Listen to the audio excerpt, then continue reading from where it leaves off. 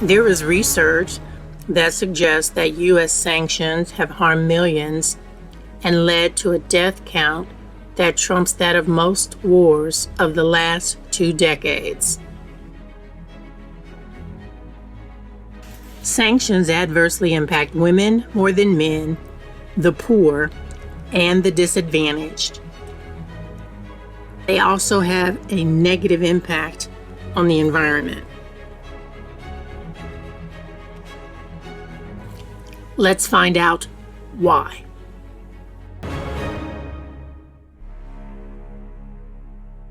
Hello, everyone. This is Dr. Michelle, and I want to welcome you to another episode of Tap Talks. And tonight we're going to be talking about the ethics of economic sanctions. I know that we are certainly watching the war between Russia and Ukraine unfold, and there's been a lot of talk about economic sanctions. And so we thought it would be a good idea to talk about sanctions so we can understand the real people as well as financial impact of that strategy. In the Journal of International Security, author Robert Pape described sanctions as a liberal alternative to war. And sanctions by some have been lauded as a plausible way for government to change the behavior of the target and to show the people of the government using the sanctions that they're doing something. So in many ways, it's symbolic. However, there is considerable empirical research and theory that suggests otherwise when we talk about the actual effectiveness. So let's look at the history of sanctions, which can actually be traced back to 1917 with what is known as the Trading with the Enemy Act. And basically, this law gave unbridled power to the executive branch of the United States government to wage war on basically anyone at any time. And then in 1977, we saw various amendments of it through time. But then in 1977, Congress then passed the International Emergency Economic Powers Act, which in essence gave the president the right to declare a state of emergency when there was a credible threat to national security, foreign policy, or the economy of the US. So when the UN, when we say the United Nations, imposes a sanction, there has to be widespread agreement from the members of the UN. So for example, the US and the UN right now have sanctions. They have sanctions against North Korea for its nuclear weapons program, but there is no UN sanctions against Venezuela or Syria because of oppositions from China and Russia. So you see that sometimes the UN has the ability to impose sanctions and sometimes they don't. It depends on the members and their support. A trade restriction is designed to change the price that the target government is paid or has to pay for an affected good or service. Financial or economic restrictions are designed to basically create catastrophic longitudinal losses to their gross national product over time. What if country A is misbehaving geopolitically, causing trouble left and right, thereby making weaker nations feel uneasy? What if country B is misbehaving economically, anything from devaluing its currency aggressively so as to boost exports, to stealing intellectual property or at least tolerating theft? A few centuries ago, other countries would have been more eager to simply go to war. In our nuclear, mutually assured destruction age, however, let's just say there are more than enough reasons to think twice. As such, a lot of quote-unquote punishments have transitioned from the military to the economic dimension. Economic sanctions can range from a country simply responding symmetrically to the actions of another, to global efforts which revolve around multiple countries essentially isolating another nation economically. Do sanctions work? They can. However, things get tricky if 1. Other nations don't play along for geopolitical reasons. For example, sanctions against North Korea, which don't involve China meaningfully participating, aren't exactly effective. 2. Other nations don't play along for economic reasons. For example, Germany being dependent enough on Russian resources for them to sometimes have economic reasons to think twice before imposing sanctions on Russia. 3. The economy others try to punish is so large that we end up in an economic mutually assured destruction scenario in light of how interconnected everything is nowadays. Those who think it would be a walk in the park to impose sanctions on, let's say, China are deluding themselves. The list could go on and on. The bottom line is this. Economic sanctions can be peaceful and remarkably effective conflict resolution options under the right circumstances. But aspects such as the deeply interconnected nature of our global economy and complex geopolitical as well as economic interests make the equation less than straightforward in most cases. And there was a landmark study done on sanctions from 1914 to 1990, and they found out that sanctions were only successful 34% of the time. So that's basically a modest impact. So when you hear about a sanction and what it really does, because the whole point of sanctioning is to change some behavior in the target state. And if that's not occurring at a 34% success rate, that makes you wonder of the success of the sanctions. And there's significant data that sanctions actually harm the people.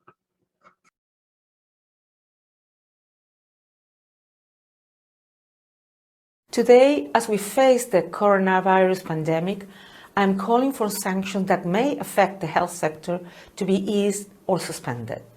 This needs to happen to protect the lives and rights of millions of people and for global public health reasons. The danger is that this will cause further suffering and death and indeed wider contagion across the world. Vulnerable people in these countries are in no way responsible for the policies targeted by the sanctions. Many have been living in a precarious situation for a long time. We urgently need to see broad, practical exemptions for humanitarian reasons. Essential medical equipment and supplies must not be held up by sanctions.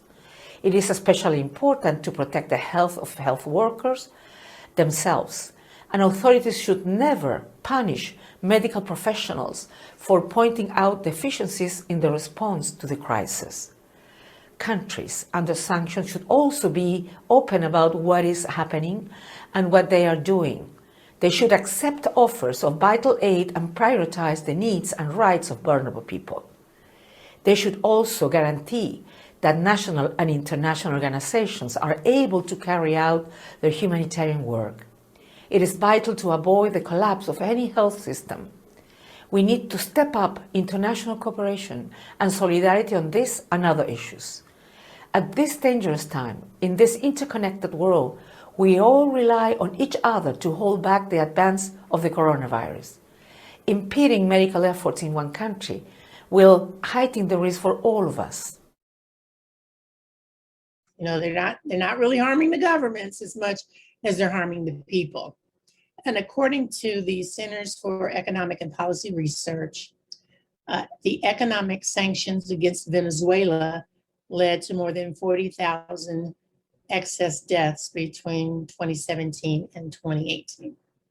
And while we learned from an earlier broadcast that sanctions typically do not target humanitarian aid like food and medications, the literature tells us otherwise.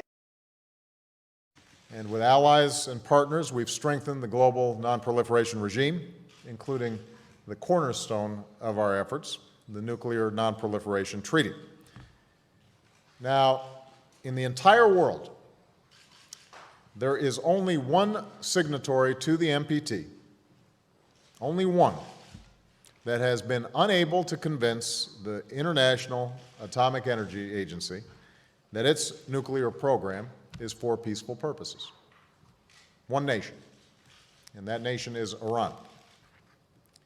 For years, the Iranian government has violated its commitments, defied the United Nations Security Council resolutions, and forged ahead with its nuclear program, all while supporting terrorist groups and suppressing the aspirations of the Iranian people. Since taking office, I've made it clear that the United States was prepared to begin a new chapter of engagement with the Islamic Republic of Iran. We offered the Iranian government a clear choice. It could fulfill its international obligations and realize greater security, deeper economic and political integration with the world, and a better future for all Iranians, or it could continue to flout its responsibilities and face even more pressure and isolation. To date, Iran has chosen the path of defiance. That's why we have steadily built a broader and deeper coalition of nations to pressure the Iranian government. Last month, we joined with our partners at the UN Security Council to pass the toughest and most comprehensive multilateral sanctions that the Iranian government has ever faced. We found in the Iranian sanctions that there were medication shortages, which had a significant impact on people who had chronic diseases such as, multiple sclerosis, cancer, hemophilia, and asthma. You can't get medications because the supply chain is disrupted. That negatively impacts the health of your citizens. And sanctions also have a significant impact on mental health. They actually did a study of the Iranian sanctions, and actually these sanctions affected women and minorities by far more than anyone else. They triggered more inpatient admissions for depression, substance abuse related disorders, and suicide. And you say, why? Well, when a target government is sanctioned, it's deprived of financial resources and or global support over their overall way of doing business. So their overall economy suffers. And this leads to unemployment and housing instability, which of course leads to depression and frustration, mental health, potential suicide. So that's what happens in an area when significant sanctions are imposed. So when we're looking at the Russian-Ukraine conflict, we have seen sanctions, basically targeted sanctions, targeting the elite. But what we need to understand is that when rich people suffer, poor people suffer more. And research shows that economic sanctions increase poverty and inequality in the target government. So let's look at the conflict between Italy and Ethiopia. In 1935, Italy, under the leadership of Benito Mussolini, invaded Ethiopia. And Ethiopia at the time was the only independent nation in Africa. So while the world is familiar with the atrocities committed in Hitler's Nazi Germany, we know that similar atrocities were committed during this invasion. The people of Ethiopia were gassed, they were burned, mustard gas was used, they were burned, and they were placed in concentration camps. And Black outrage swept across the globe as the world basically was watching the slaughter of the people of Ethiopia. Black citizens all over the world mobilized and offered direct assistance in terms of aid to the people of Ethiopia. And why was this notable in the US? Because it was 1935, and that was the year of the Great Depression. So over 2 tons of medical supplies were sent from Harlem to Ethiopia, and leaders like W.E.B. Du Bois, Paul Robeson, A. Philip Randolph were all quoted as renouncing the invasion of Ethiopia by Mussolini's army. It is estimated that over 700,000 Ethiopians died because of that conflict. Mussolini would eventually be captured and court-martialed. He was placed before a firing squad, basically for the murder, degradation, and genocide of over 700,000 Ethiopians. He was shot by a firing squad, and he was hung up by his heels. And basically here you see the dead bodies of Mussolini, his mistress, and other executed fascists. They were actually had their bodies placed on display in Milan in 1945. At that time, what is now the United Nations was called the League of Nations, and the League of Nations had voted to sanction Italy. Well, Italy responded to that sanction by basically leaving the League of Nations. That's what they did.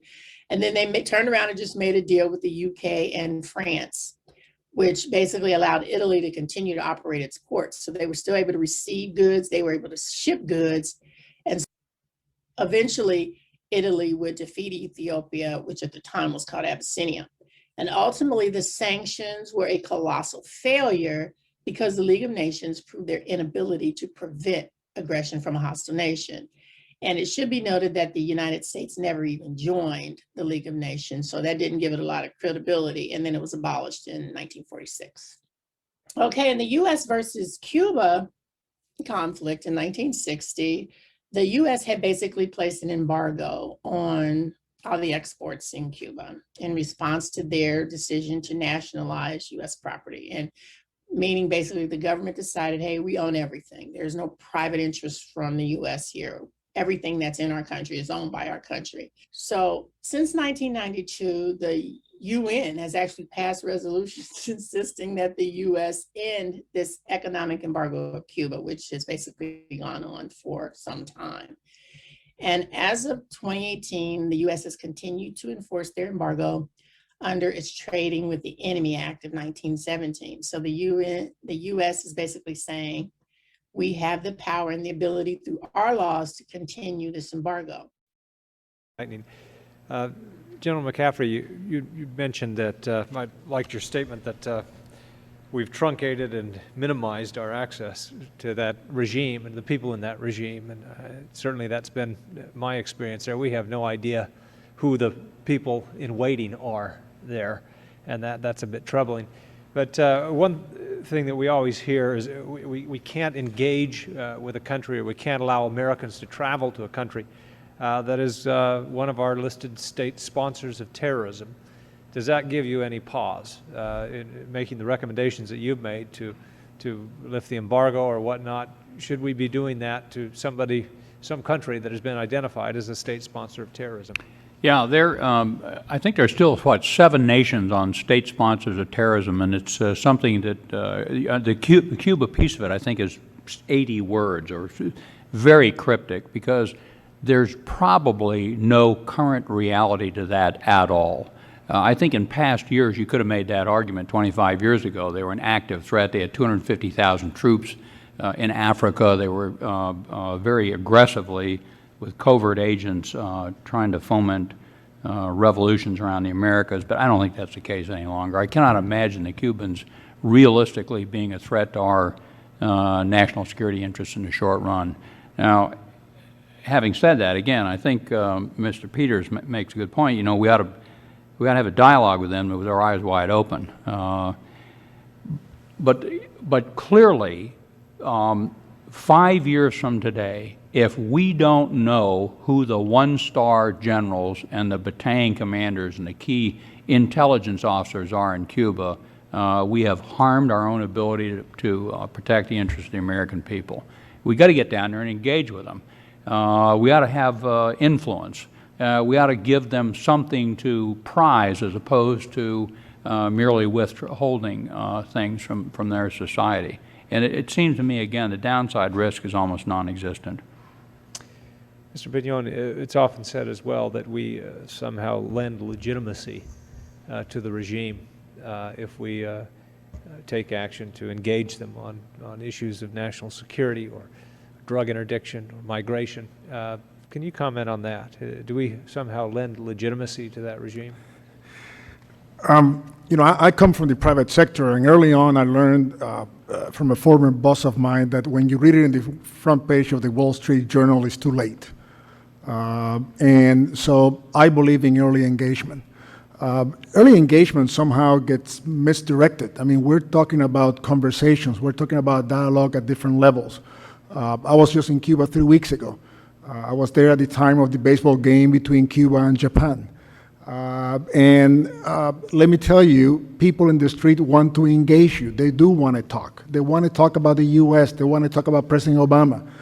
So I think the fear of engagement, the fear of conversation, particularly in the case of Cuba, there is really no justification for not having it. Right. Mr. Peters, do you have any comment on that, as far as the legitimacy argument? Is it a moot point after 50 years that the regime is in place, that we would somehow lend legitimacy to it, or I don't because know that is often brought up, I can tell you, among in Congress here. It's should we lend legitimacy to that regime at this point? Well, that seems to me to be a diplomatic issue that would be raised in the very early months of a government such as Cuba's, when there's doubt as to whether it's going to hang on or not. But we're quite a bit past that point.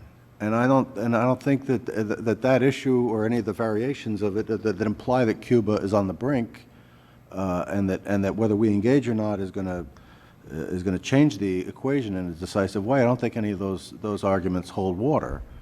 But more importantly, I don't think that I think the fact that this issue comes up tells us just how far out of the mainstream of American foreign policy this policy is. President Reagan engaged with the Soviet Union. President Nixon engaged with China. Presidents of both parties have engaged with all kinds of governments that are not particularly nice, and where we have very, very vast differences in terms of our security interests and our values, and about things like human rights practices. And I don't think that that President Reagan's trips to the Soviet Union, his walking around Moscow with Gorbachev, anything like that, and I think no one would say that President Reagan was legitimizing the Soviets or their system. Thank you. And while this embargo has been coined the longest and most comprehensive embargo in the world, the embargo has failed to change the regime, which was the whole purpose of the embargo. And basically, it's resulted in the poverty of the Cuban people. It has cost the U.S. billions in potential exports. Okay, if we move on to the U.S. versus Syria, in August of 2011, President Barack Obama invoked sanctions against Syria, basically freezing their assets, freezing the import of Syrian oil, and forbidding Americans to invest in Syria or conduct business with their government. And the European Union actually joined in those sanctions, basically banning Syrian oil imports. And we say, well, why is that a big deal? Well, because Syria, basically 95% of their oil exports went to Europe. So when Europe said, we're not taking any more of your oil, basically there are numbers that say it just decimated their economy, about 75% of their gross national product. I have met a lot of Syrians who have told me that even if the war is about to be ended, that they want to leave because they have no water. They don't have the basic necessities for life. Syria was one of those states in the Arab world whose standard of living had become comparable to that of Western European countries. It was completely self-supporting in terms of food supplies, and the conditions prevailing in the field of health were fine. For instance, kids, 95% of kids were all getting vaccination. Nowadays, the situation has considerably worsened. The unemployment rate, which was about 8%, is now over 50%. The rate of growth, which was about 4.5% per year per capita, has now become a rate of impoverishment. I have recommended that the money that is frozen, the state resources that have been frozen by international banks, be unfrozen to import wheat in order to ensure the survival of the population. But in spite of all of the sanctions against Syria, it didn't result in overthrowing the Assad government, which was the whole purpose of the sanction. So when we talk about the ethics of war or the reasons for doing economic sanctions, the reason you do economic sanctions is to get target state or government to discontinue what they're doing. But if we're seeing that historically only 34% of the time there's a success rate, in these cases, many times there's no success rate at all, the human cost is what we have to look at. When people can't get medications, when the supply chains are disrupted and people can't get food, when you look at the environmental impact of wastelands that are left because of bombing and the dismantling of infrastructures and people being dislocated and placed in refugee camps. And if you've ever seen a refugee camp, trust me, that's not a place where you want people to live, or citizens, millions of citizens displaced. Now you could say, well, the only other alternative is a war. But I guess I would suggest to you that you have death, whether there's war or whether there's sanctions. And so, unfortunately, the people that are hurt the most when there's sanctions are the people. So I think that there has to be a conscious effort when people are sanctioned, that supports are put in place to support the people. And so when you see refugee camps being set up, or when we know these things are happening, the humanitarian aid and those systems have to be put in place to understand it's the people who suffer. It's not the oligarchs. It's not the elite. It's not the government officials many times. It's the people. And so we as a people have to decide, as a nation of people who abide by laws and humanitarian efforts, the cost of life because of our inability to be able to use diplomacy is something that I think we're going to grapple with for time to come. We can't say it's not problematic. There is a human cost to war, whether that be through sanctions or whether that be through bombing. People die. They started shooting each other and they started fighting in our area where it led to 5 people died. They're just killing people who are innocent.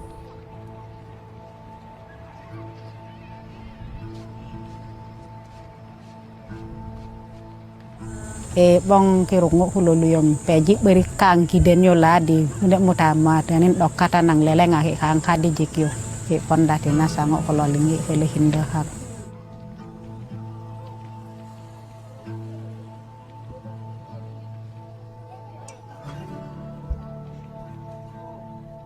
Ijanda busuk banda makone aku inyo to dilo busida ko hulu jadi aku bangkuat kone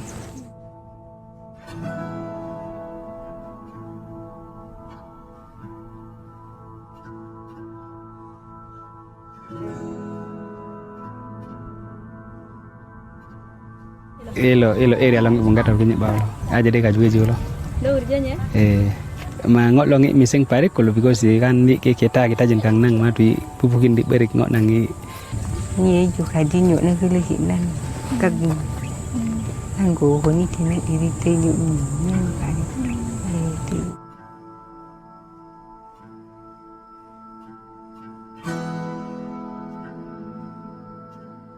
Mutu hulu dunga ho wale la dume dunga ni dunga ngaji la ilo gba kulo jiki la dume jujuga o jiki